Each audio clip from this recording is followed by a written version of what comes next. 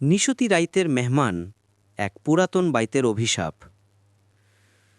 ধুইল আর শ্যাওলা জমছে যেই পুরাতন বাইটটার উপর, সেইটার দিকে কেউ সহজে চাইত না।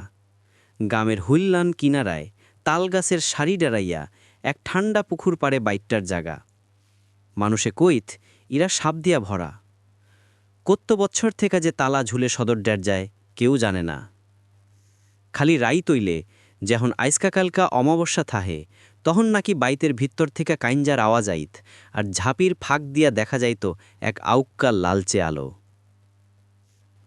সাহসীর কেরামতি। জাউরা শীতের এক রাইতে ৩ পোলা রফিক, শামীম আর জাহিদ বাজি ধরল হেই বাইতে রাইত কারাইব। হেরা তো এসব ভূতপ্রেতে বিশ্বাস করত না, এটি খালি ফালতু কথা। রফিক জোর গলায় কইল, আমরা গিয়া প্রমাণ করুম উইন্টে কিচ্ছু নাই। রাইতের অন্ধকার নামতেই হেরা টর্চ আর কিছু খাউন লইয়া বাইতের দিকে রওনা দিল। লোহার জং ধইরা গেছে গেটটা, ক্যাচ ক্যাচ কইরা খোলার লগে লগে মনে হইল একটা ঠান্ডা বাতাস হেরাডি ডেরাইয়া গেছে। ভিতর ঢুকলি একটা পচা গন্ধ এল, মনে হয় কত দিনের বন্ধ বাতাস। কান্নাহানির আওয়াজ। পহেলা সব ঠিকঠাক আছিল, হেরা হাসতাছিল, সাহস দেখাইতাছিল। কিন্তু রাইত যত গভীর হইল বাইতের ভিতর তত ভারী লাগা শুরু করল। হঠাৎ শামীম ফিস ফিস করে জিঙাইল, তোরা কিছু হুইনতাছুস? সবাই কাণ্ডেলল।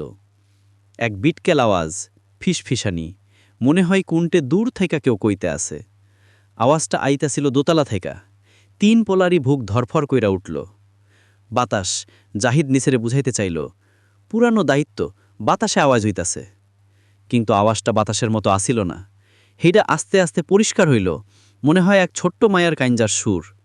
রফিকের হাত থেকে টর্চটা ফেলাইয়া দেবনের দশা। দুলনি আর রক্ত। সেই সময়ই আসল কাণ্ডটা হইল। নিচের বসার ঘরের একটা কাঠের চেয়ার আপনা আপনি দুল্লা উঠল, মনে হয় কেউ এইমাত্র উইঠা গেছে। হেরা ৩ জনের গা হিম হইল। রফিক টর্চের আলো ফেল্লা দিয়ে চেয়ারটার দিকে চাইল, কেউ নাই। জাহিদ কইল, চল দোতলায় যাই, দেখাই। হেরা সাবধানে সিঁড়ি দিয়া উঠল। দোতলায় গিয়া দেখল একটা ড্যাডজা সামান্য খোলা, সেইখান থেকে এই কান্দনটা আইতে আসিল। রফিক সাহস কইরা ড্যাডজার ফাঁক দিয়া চাইল। এক কোনায় একটা পুরাতন দোলনার ওপর অস্পষ্ট একটা ছায়া দুলতাছে।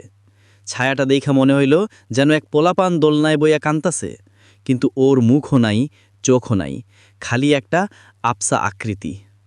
রফিকের ডরে চিল্লাইয়া উঠল। যেই সময় হেরা রফিকের দিকে ফিরা চাইল, ড্যাডজাটা সশব্দে খুইলা গেল।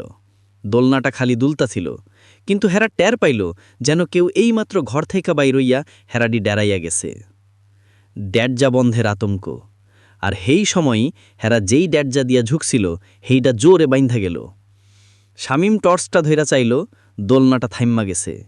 কিন্তু দোলনার ঠিক নিচে মেজার উপর ৩ সেকেন্ডের জন্য থেমে আতঙ্কিত সুরে, এক ফোঁটা তাজা রক্ত।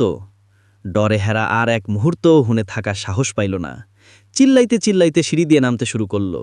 বাইর থাইকা বাইরইয়া ৩ জনে আর পিছে ফিরাও চাইল না। গ্রামের মানুষ আইজও কয়, রাইতে যারা হেই বাইতের পাশ দিয়া যায় হেরা নাকি আইজও হেই ছোট্ট মাইয়ার ফিস ফিস কাইঞ্জার আওয়াজ শুনতে পায়।